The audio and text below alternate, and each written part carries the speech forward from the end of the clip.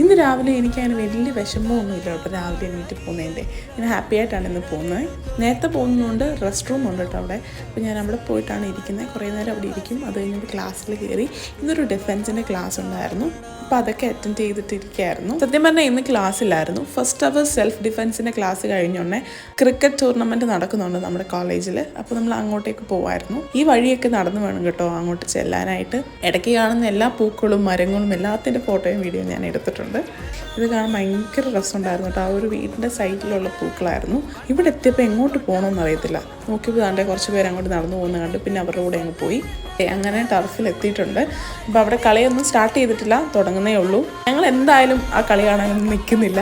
ചെന്ന് അറ്റൻഡൻസ് മേടിച്ചിട്ട് തിരിച്ചിങ്ങി പോകുന്നു കേട്ടോ. തിരിച്ച് വീട്ടിൽ വന്നപ്പോഴത്തേക്ക് എനിക്ക് കൊറിയൻ നൂഡിൽസ് ഉണ്ടാക്കിയാലോ എന്നൊരു ആഗ്രഹമായിരുന്നു. പിന്നെ അമ്മ സോസേജ് ഫ്രൈ ഒക്കെ ഉണ്ടാക്കിയിട്ടുണ്ടായിരുന്നു. അപ്പോൾ അത് കൂട്ടി കഴിച്ചു. അപ്പോൾ ഇന്നത്തെ വീഡിയോ ഇത്രയേ ഉള്ളൂ.